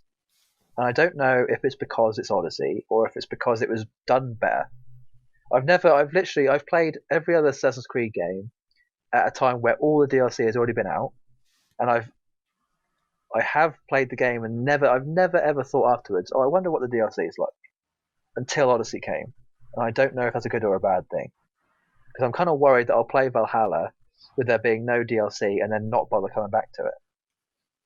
I'm tempted to honestly not bother with Valhalla until all the DLC's out. Interesting. It's like I'm still making my mind up whether that's actually like a plausible thing or not. I don't know. Because for me, games nowadays feel like they're much better a year later than when they come out. They are, mate. They are. That's every They are. game. They There's so got many updates to the game over that year, that's been, that it's just like even like a lot of just like, just things that help you day to day. Like there might be a UI change or like a HUD change or a menu, like there's anything that's just like day to day things that would help you, just like things, where in the base game they aren't realised because the game hasn't been out long enough. So it's weird. Like, I feel like most of the time now I'll buy a game and then not play it until a year later and be better off for it. Just because a game when it comes out, they tend to rush games so much nowadays. I think every game that's come out in the last year has not been a finished game on day of release. I think like a good maybe 75% of them, maybe. These publishers, their deadlines are just way too strict. Way too strict. It's ridiculous. I don't like it. The deadlines are strict and the budgets are too low. I think that every game in the last 75% of the games in the last 3 to 4 years haven't been finished on release. They've been massively rushed and they've lost out for it. The brand has gone diminished in reputation. The company's made less money. All this, it's bad. It's just we're in that weird time now. I feel like that time where a generation is going to end and a generation at the start. Like that lead up to it and the time after is like a really bad time for game making in terms of getting things made well. Like either you're a company who can see that there's going to be a lot of things that could potentially go wrong and you fix them in time, or you just you ignore it and then hope that the game still does well. And I think I'm just hoping that we're going to get the first one rather than the second one in these next couple of years. I really do. I'm so disappointed with so many games nowadays. It's bugging me. But I'm not disappointed with Odyssey. I think Odyssey was good. I honestly think if I played Odyssey when it first came out, I don't think I would have liked it as much as now. Because of the DLC wasn't part of it. I think as long as the DLC is like necessary to the game, like to me DLC should literally be part 2 of a game. The initial part of the game should be part 1 and the second part of the game should be part 2. You should always have to get the DLC to finish a game, I think, to an extent. I agree with you, but the issue is that not as many people will play the DLC. So let's say you don't do Horizon DLC, you'll play Horizon 2 and be like, wait, who's this character? I've never seen him. It's like, well, you didn't play the DLC. I think there's pros and cons to DLC being made that way. But either I think the good side of that is that a game can be rushed and then finish in the DLC. Or you make the whole game and there's no DLC and you don't rush it. You spend another year making the game to finish it. That's why a game is so much better a year later, is because the game is actually finished a year later. It's not finished when it comes out. It's half done. It's only half done. That's what DLC is for most of the time. It shouldn't be that way. It should be make the whole game. Day one release should be 100% done. I don't know. I guess budgeting is maybe a big part of that. I don't know. It's true, but the great. Let's move on to the DLC for Odyssey. So the incredibly risky thing that the developers did here in Odyssey is that the DLCs in this game, as you say, Jay, are part 2 and 3 of this game. Pretty much, if you don't play this DLC, you will miss out on vital information to do with the story and the characters. And that is so bold. And the DLCs are so large especially the Fate of Atlantis ones are just so big. Mm. And let's talk about, so the first DLC expansion, Jay, both are broken up into 3 episodes. The first one is called Legacy of the First Blade. Yes. So I think the main thing we should talk about here, Jay, is the fact that you have a child. You certainly do, and that's how the continuation of the bloodline happens. I guess I'll skip ahead a little bit and say that basically your kid turns into, I want to say, the father of Aya. Right? Is that how that works? Or like the great grandfather of Aya? Yeah. Like you basically, your kid becomes the ancestor of Aya. Aya essentially is your great granddaughter in the future. Yeah. And that's how, because essentially Odyssey is a prequel to Origins. Which is ironic, especially because Origins is called Origins. Yes. I think Origins was called Origins because that was the official beginning of the Assassin's Creed. Assassin's Creed wasn't called the Assassin's Creed until Origins. Before the Egyptians, there was no such thing as the Assassin's Creed. It was just a bunch of people who happened to kill people because they wanted to or needed to. That's true. And even in Origins, they're called the Hidden Ones until DLC 1. Yeah, so, Jay, I just want to quickly say that what a smart way to make you so emotionally invested in the DLC by making you have a kid by episode 2 or 3 or whenever it is. I mean, what a smart thing to do. What did you think about that? Yeah, they really played with your emotions a lot, didn't they? Because your kid gets taken away, and your husband, like, something happens to him, and like what had actually happened to him, and he ends up dying, and again it becomes this sort of like tragedy of, oh, is my kid dead? Is my husband dead? Oh, he actually is. Oh, my kid's actually fine. He was just put on this island to be looked after by this lunatic, kind of. Yeah. It's like, oh god, how did I ever let this happen? I'm a demigod. How did I ever let, like, you know, it plays with your emotions as a person, and also your emotions as a character in the game at the same time. Again, perfect writing, just so well done in terms of like character development and how they just, it's just so well done. And the fact that they bring in the Persian side of things too is a massive bonus, I'd say. Like you get like the Persian side, you never really get to see, because obviously the Spartans and the Persians were like the main enemies, right? So you never really get to see the side from the Persians, and you know how much, because again, it's that riding that line of villain and good guy, is that to the Persians they're the good guys, and to the Spartans the Persians are the bad guys, and vice versa. So, but they're both doing the same thing. They both just want their land to not be, you know, devastated by violence and war. They just want to be able to live without, you know, in peace. So we finally get to see the aftermath of what happened to the generations after. I thought I loved the outfits and everything and how it all looked. I love how they spoke about everything. It was so well done. Yeah. We forgot, Jay, to talk about the Civil War mechanics in the core game. Just didn't know if you had any thoughts. So you could kind of change territories to be Sparta or for Athens. By the way, Jay, after the opening of the game, I hated Sparta. In fact, even when Marine was like, "Oh yeah, let's go back to Sparta," I was like, "No." Yeah, no, I agree. Like, I kind of didn't like the Sparta and Athens territory thing. I think they could have done without that. It wasn't that. It wasn't. I think it was. It made sense because there was obviously a war going on.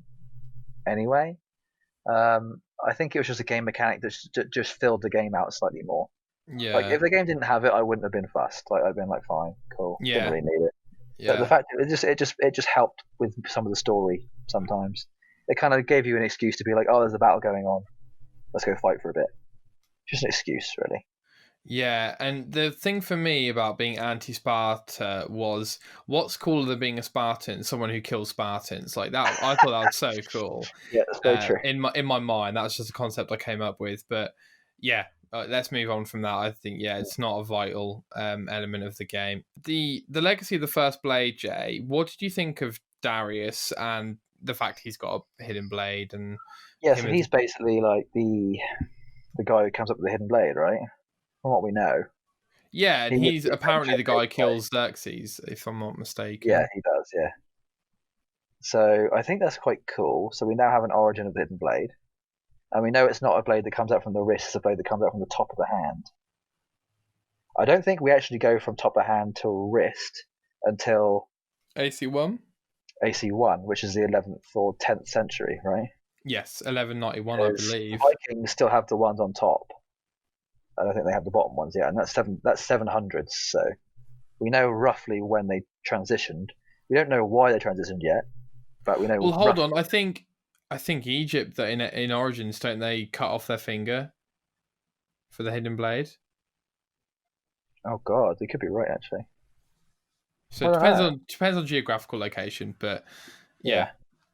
And Jay, what did you think of the guy you have the baby with? Because I never really thought he was like out of this world. Like, oh yeah, you're going to be the father of my child. I think that's kind of what Cassandra wanted. She wanted that normal human life to an extent, right? But still with the aspect of there being like an assassin side to both of them. Because he was still, he was a good killer. He could still kill people because he could hold his own. He wasn't going to die easily. So I think she wanted to be with someone who could hold their own.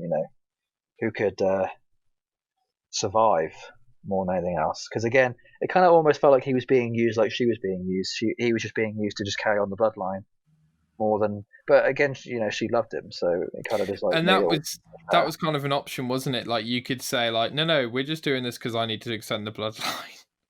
I mean, which is a bit harsh. I prefer if it wasn't like that because it would kind of makes her feel a little bit less human.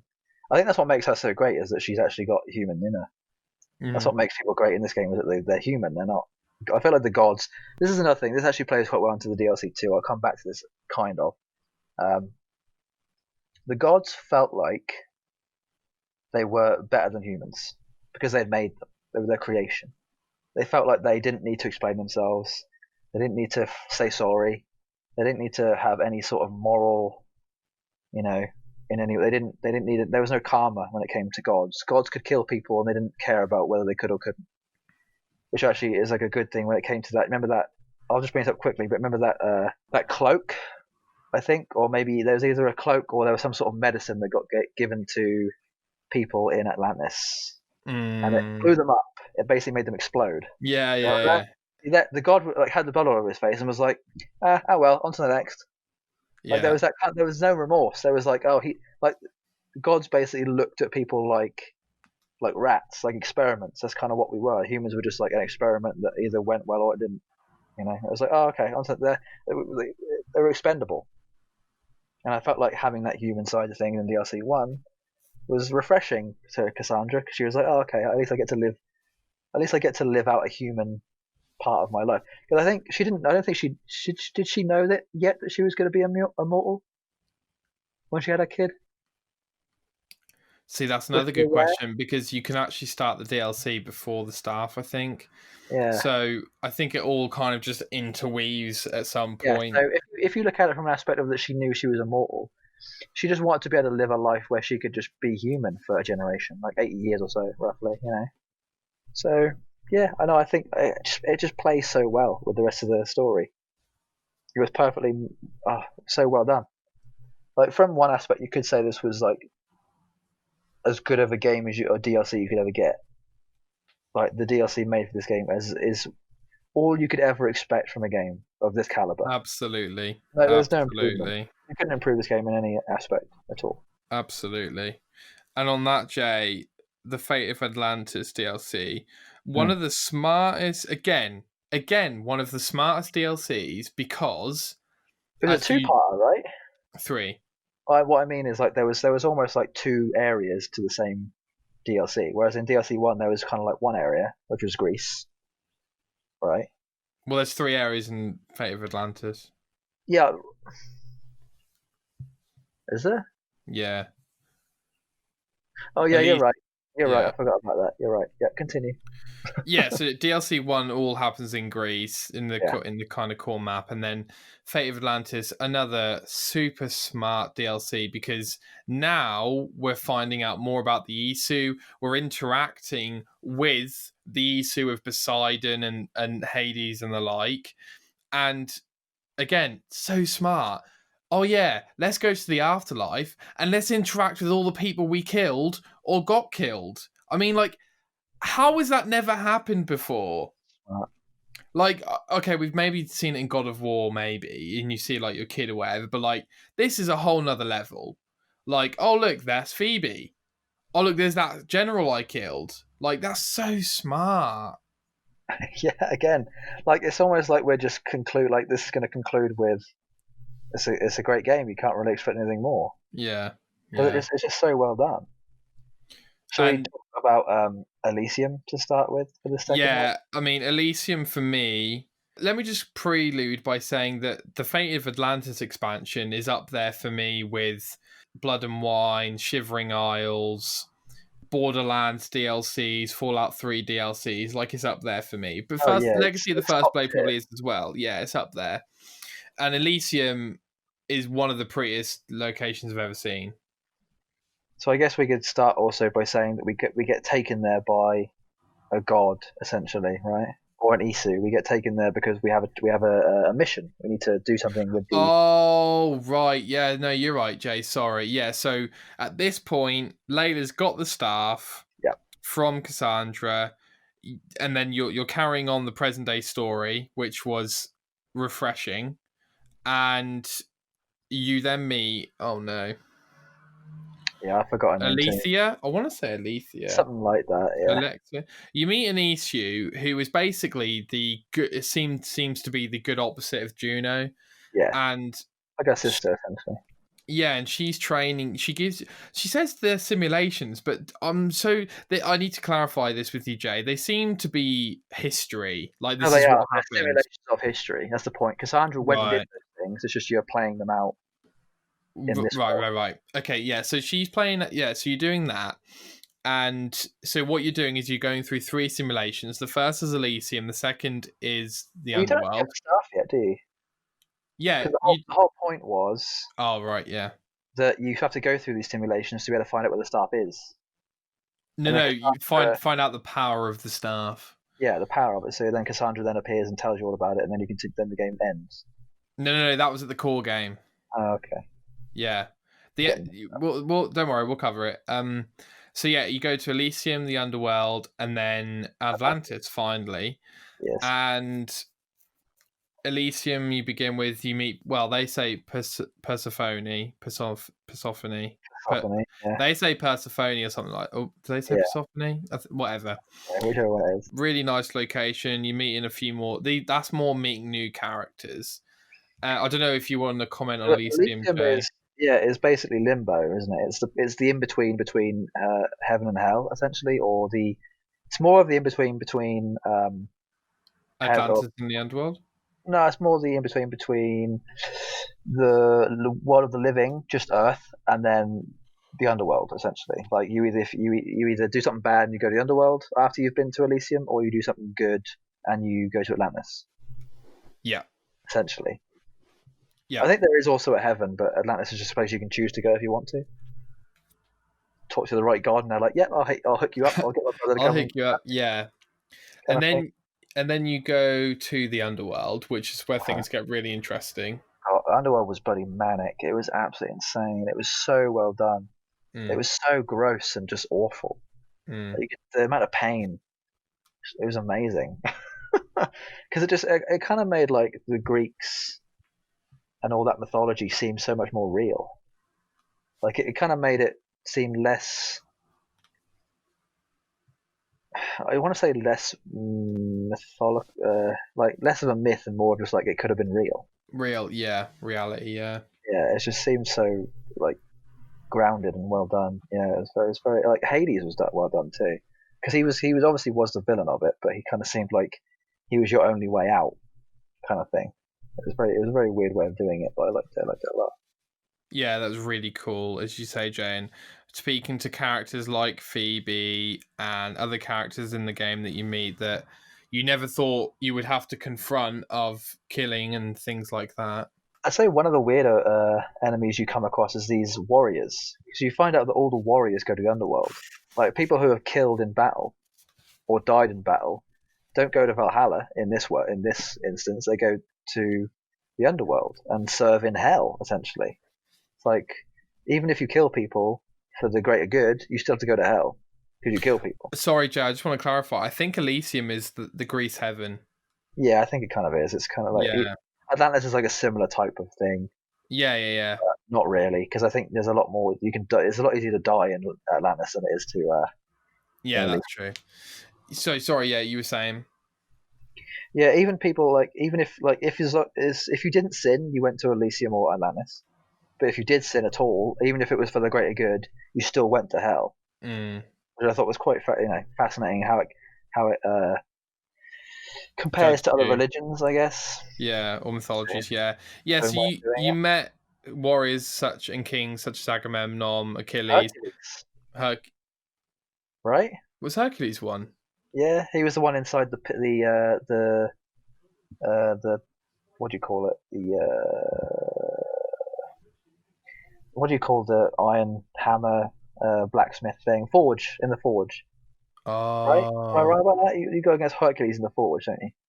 no, yeah.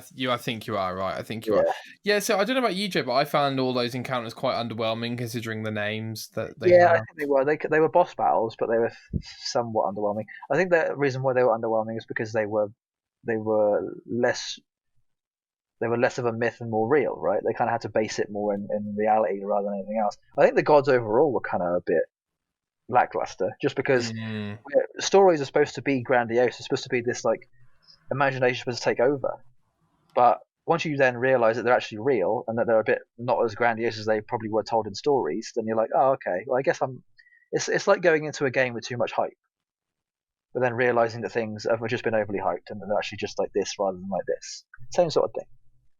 I don't think it's necessarily a bad thing. It's just makes it more realistic, which I think is a good thing when it comes to Assassin's Creed, because Assassin's Creed is obviously based in the real world. So yeah. When you find out they're all Isu, it is kind of like, yeah, well, just such is Isu. So yeah. they're the first civilization that just so happened to live on a different realm, as it were. And I know this seems far fetched because of everything that's going on, but did find that once you were fighting Hades, it was a bit like, really? We can kill Isu or defeat Isu now, you know? Yeah, they kind of felt a bit more fragile than what you would imagined, right? Yeah, Which I yeah. guess again is a good thing because you don't want gods to necessarily be, because I feel like even these gods aren't the god, right? They're not immortal. I mean, they are immortal, but No, they can still be killed. They can still be yeah, hurt. They can still be yeah. affected by emotion and you know romance and violence and war. They are basically human, but they're not. They're humans with amazing powers. They just Yeah. have no remorse.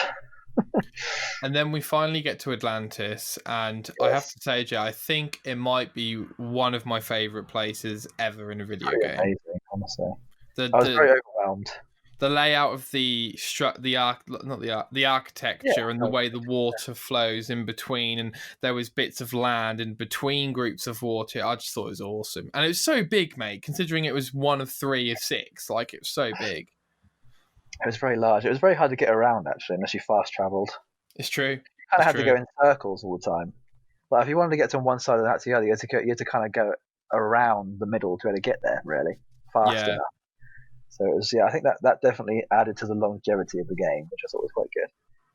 And the important thing that happens here, Jay, is that we find Juno's husband, unbeknownst to us at the time, Yes. and we find Juno. We are mate. So at the penultimate mission, you see the shadow. If you depending on the option you pick, you see the shadow of Juno walking away, and I was like, finally, here we go. We're gonna see Juno. We're moving forward. So yeah, you confront her, and this was like her trying to save the Isu through her weird, basically like tainting humans. You find out that her and her husband were the ones creating the mythological creatures, which we forgot to talk about. Mm. Um, so the Minotaur, Medusa, the Cyclops, Yeah. all of those, they were creating them from humans as experiments or something to try and Yeah. stop the solar flare killing them or whatever. Jay, what did you think of the mythological creatures in the They game? were well done. I thought they were really cool. Yeah, they They were were cool. slightly less underwhelming. They were slightly more whelming. Yeah, they Very weird were. way of saying I it. loved the prelude areas because they really built up the boss fight. Like when you went into the Minotaur maze, it was like, oh, this is so cool. I Yeah, agree. Agree. And same thing with Medusa, where like you going up to Medusa, there was all these like mummified or like statues. frozen statues, and you thought, oh god, what am I getting into right now? Am I going to die? Kind of what you imagine the warriors who defeated them initially felt. You kind of just Yeah, reliving myths, stories that were told a while yeah. ago. I Yeah, wish, looking back, I wish every Assassin's Creed had those sort of mythological. I have a feeling Valhalla will have a similar type thing. There's a Fair. lot of mythos with Valhalla and the Vikings, so a lot of Norse gods to look forward to. Yeah, boy. Yeah. And what did you think of what did you what do you think of Juno then? Yeah, so you might need to remind me exactly what happened because I can't remember what happened at the end of the game. Good question, Jay. What I think Do you happened remember? is Poseidon imprisoned them for what Yeah, they did to humans because that they didn't. Poseidon was like, I don't want that happening. And then yeah, okay, and let's move on to like the ending of the DLC. So Layla kills Dr. Victoria, who was helping you and her team, because she's like, you're going in the Animus too much. You blah blah blah yeah. blah. She was getting in the way of history, essentially. Yeah, Right? and She was getting in the way of the good guys, in quotes. well, she was working for them though. Yeah, that's what was so annoying to Layla is that she kind of like Oh right, sure. Victoria didn't understand because she hadn't seen what Layla had seen. Sure. But And then so Layla was getting influenced by the staff, so she got really mad and she yeah, kills her accidentally, kind of like she gives her a good whack and she yeah. kills her. And then Otzoberg, That's is that his name? Jesus Christ, yeah. I He was trying to remember comes that name so bad, but yeah, yeah, he comes along, he's like an assassin hunter, if you will. You yeah, he fight is. him as Layla with the staff. It's not that hard. He's part of the And Templars, right? yeah, he's a Templar. He's And essentially a cultist, right? Like a future version of one. He's just like another pawn in the game of the yeah, Templars, essentially. Yeah. yeah, absolutely. And he, I'm pretty sure you paralyze him because you stab him in the spine with your Yeah, I don't know staff. if he's dead or not. I didn't really I understand. don't think he's dead. She's left him alive for whatever Unfortunate. reason. There we go. And the whole time, Alethea or whatever her name is, the opposite Isu of Juno. She's like to Layla, no, you're wrong. You shouldn't have killed Victoria. You're not the chosen one. I've made a mistake. Which And is Layla's so like, odd to me. I didn't get that at all. go on. I didn't get how, like, I mean, it's almost like this person you're speaking to, this opposite of Juno, wanted like the perfect human, like a human that does no wrong. But I don't think this person who was the opposite of Juno doesn't understand that to be able to do good thing, to be able to for the greater good, people need to die, which is what people usually tend to mean that you're a villain. But in some instances, you don't necessarily need to be one. You know, you can kill for the greater good, which is essentially what the assassins are. They kill for the greater good. The greater good, They're great. You're good. greater good. You know, it's so that there's such a fine line between villain and good guy, and I think that this other godly person didn't quite understand what that meant.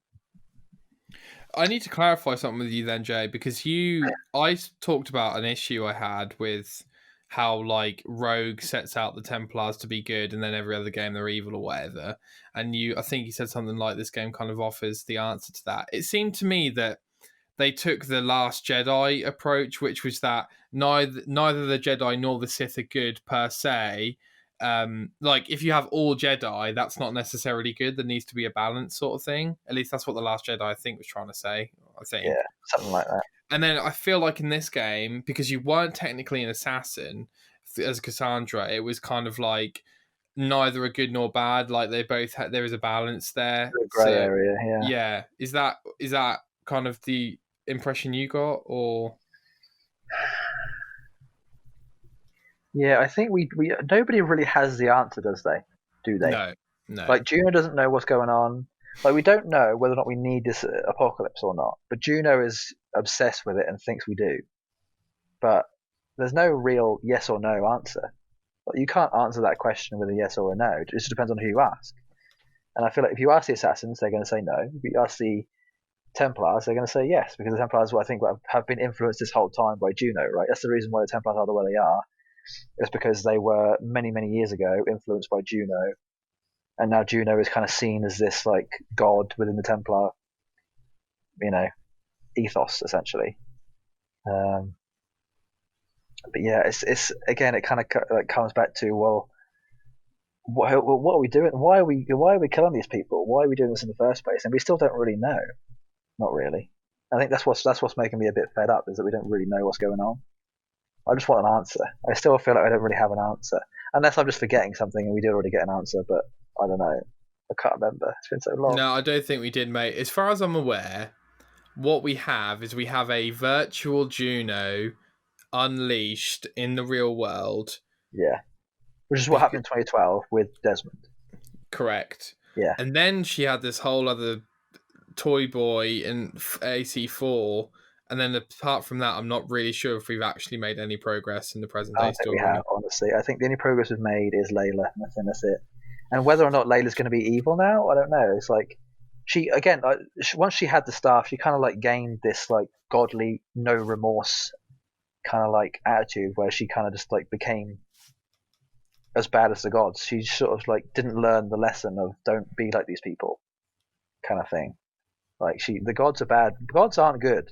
They're just as bad as humans. I feel like gods are creations of other gods, and it just keeps going. The gods were made by gods who are made by gods who are made by gods, and it just keeps going because there's no true good person. There's no true way of living in life. There's no like any decision you make at any time is not a good or a bad decision. The only person who can judge that is you and people around you. And who's to say they're right or wrong? Nobody is. And I think that's partly the kind of whole thing with this Assassin's Creed story is what's the right answer and what's the wrong answer. And at this point in time, we don't know what's good or bad. The only thing we do know is that we're the ones who have been convinced by the assassins to be the good guys. Because if you're on the Templar side, you're the good guys and they're the bad guys. So it just depends on what side of history you want to be on. Ultimately. Ultimately, that's what it really comes down to. Unless we get given a definitive answer of, oh yeah, the assassins were right. Oh yeah, the Templars were right. Until we actually get this ultimate being like, you are correct, you are wrong. Blah, blah, blah. Until we get that, we're not ever going to know. No matter how many catch-up videos they do in game, Jay, the story is so convoluted now. Yeah, it's been really buggered up at this point. It's just like way too confusing. And with that, Jay, we're pumped for Valhalla. I'll be getting more pumped as the time goes on. Yeah, I kind of want you to forget about Odyssey, to be honest. I will. Just so you can appreciate Valhalla when it finally does come around. Yeah. And our lasting impressions, Jay, finishing this special, our lasting impressions of Odyssey now that you've had a few months away from it? I think it definitely has a place in the history of Assassin's Creed games, and its place is earned to be at the top. Oof. It is. It's earned. It's earned it well. It's earned it. There's no ifs, ors, or buts about it. It's earned it. It's in its rightful place right now. There's no need to, it doesn't need to be improved. It doesn't. There's no real major faults with it. It's as good as it's going to get, and we don't need to worry about it anymore. The only thing we need to worry about is what happens next. That's it. What about you? What's your lasting impression? One of the best. Yeah. Second or first. It was just too long for me. But that being said, Jay, and we've had the Goldilocks argument. That being said, I tell a lie if I didn't say that even though I thought it was too long, the moment-to-moment gameplay of playing through Atlantis I found very enjoyable. It was almost too good to not enjoy, even though it's too long for me. It was a strange feeling. But I imagine I'm going to get a similar feeling with Cyberpunk. Like, it's one of those games where in the moment you don't want it to end, but when it ends you're kind of grateful. Yeah, you're like, oh, I can breathe now. Yeah, yeah. I'm glad it happened, and we'll on to the next kind of thing. So I really don't think anything can last forever. Yeah, I really don't. Things have to die. They have to end. If they don't end, you can't enjoy them. Mate, tell that to Destiny 2. Tell that to the story of AC. Yeah. Already. Yeah. Jesus. Yeah. All right. Well, Jay, is there anything else you really wanted to get off your chest about Odyssey before we close up this special? No, I really think that's it. I mean, it's Does it feel slightly good to finally talk about the endings and things, or? Yeah, I kind of wish I'd played it a little bit later than I did, just so I had a bit more remembering of what happened. But other than that, no, I think it is. Games can be quite personal. Like my experience is going to be different to yours anyway, regardless of how we played it or when we played it or whatever. So I think that again, that is just another telling of how good this game is. You can have similar but different reactions to a game, and it still be as good, if not better, than what the other person thinks. So or maybe worse, depending on what your opinion is. So no, I'm grateful that it happened. If anything, thankful, very thankful. Good. Feel very privileged to be able to enjoy such a story. Yeah, I'm glad we had a bipolar switch to playing this game. It was a surprisingly enjoyable experience, despite the length. Yeah, you played it way too long. Yeah. So this is another final thing. Yeah. Is this going to change the way you play games from now on? Do you feel like you kind of have a necessity now to play games slightly quicker than how you usually do? Do you need to get over a little bit of OCD just so you can enjoy things a bit more? Do you feel like you could have enjoyed this if you played it quicker? Is probably my Yes. question overall. Okay. Yes. Is that now going to influence how you play the next any game you play? This and Red Dead 2 have been complete curves for me this year. Okay. I will no longer, for the rest of my life, play games as I did for these two games. It's not sustainable. It's not fun, is it? No. Like there really is a limit to what you can do with a game, and you kind of have to find it yourself. There's no definitive ending for anyone. It's what you think it is. And I think my speed was perfect for me, and obviously your speed wasn't perfect for you, but it was good enough for you to be able to get by, I guess, right? For now. Yeah. Like it wasn't 200 hours, 400 hours. It was, it was the. It's funny because when we think of Odyssey and Witcher 3, I think we should be thinking about Fallout and Skyrim in the same conversation, because Odyssey is genuinely that long that it might belong in that conversation of Oblivion and Skyrim. So in that respect, I don't think it keeps you nearly as entertained as those games keep me for 150 hours. But like 100 hours, like it wasn't. I wasn't like, towards the end, I wasn't like, oh my God, let's finish this game. It was kind of just like, yeah, I'm ready. Let's just, I'm going to, fast forward the dialogue a bit here. Let's, keep it going. Yeah. Yeah. And didn't really pick that much optional dialogue towards the end and that sort of thing. But like now I'm thinking, if I'm not that invested, I probably won't do the optional dialogue throughout the whole game, depending on what the game is and how much I like it at the time. Let's say Valhalla or Cyberpunk. Do you think? Let's say if you played at your speed you're playing now, you put 150 hours into the Valhalla, and you think, oh God, I did it again. Why am I doing that? Do you think now that you're going to maybe aim more towards 100 rather than 150? I will try, yeah. Yeah, okay. I guess it just means because a little bit less exploration. I guess I don't know. So I genuinely can't fathom how you put 150 hours into that game. Okay, so here's what I did, Jay. I cleared every location in Greece. Yeah, see, you shouldn't have done that. From OCD. Takes too long. I cleared every location in all the DLCs. No, it takes too long. That's where I think that again. That was is that more of a telling of the game or you? Ultimately, is it your fault or the game's fault? Or is I think it's both, Jay. I think honestly, now that you said that, I think it is both too. Firstly, you can't put that much into a game without expecting them to not want to do all of it, right? Exactly. Why is it there? Why is it there? Does this now give us a definitive answer of there's a limit to how much a human can sustain their entertainment in a game? Do we now know the limit of how much content in a game can be in there before a human can possibly get bored?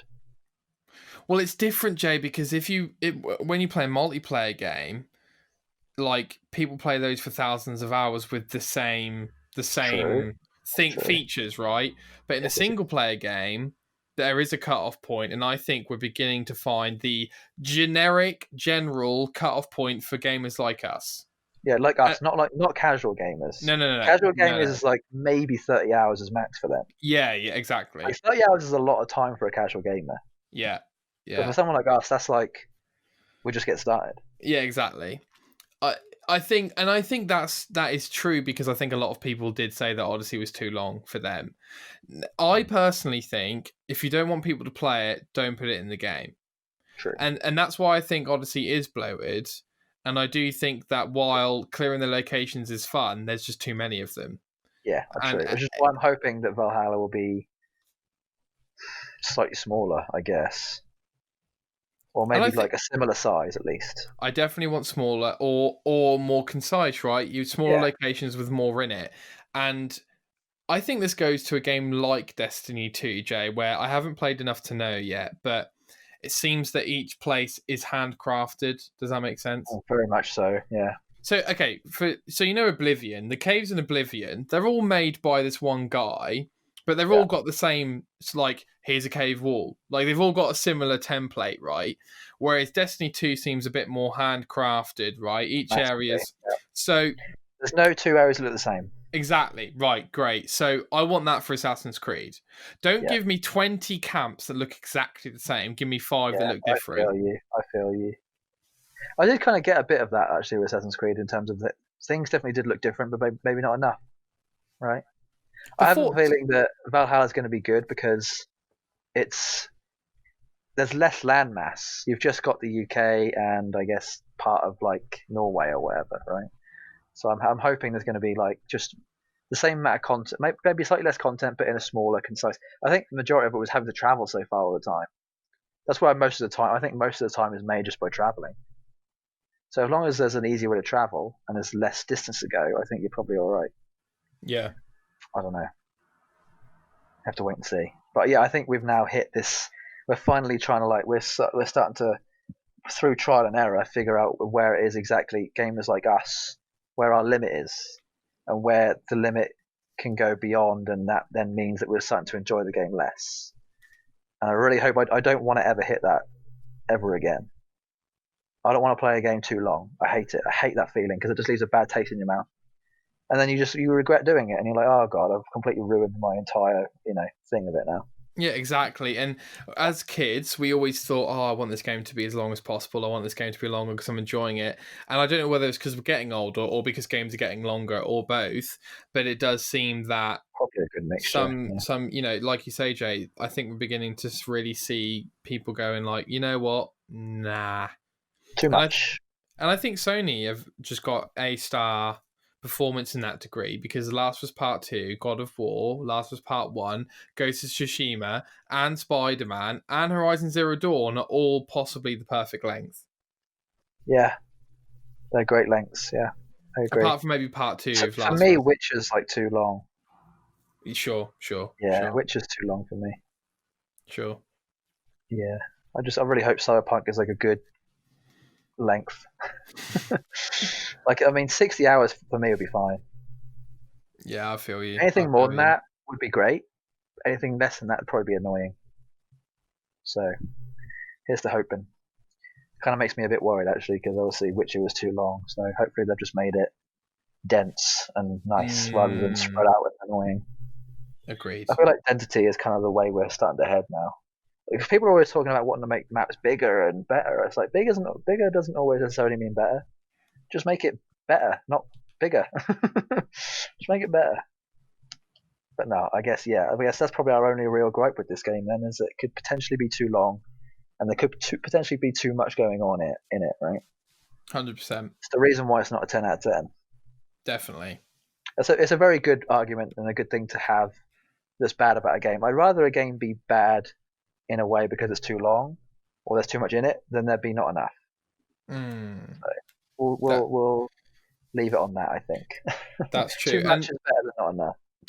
To that point, Jay, when was the last time you played a game which wasn't long enough?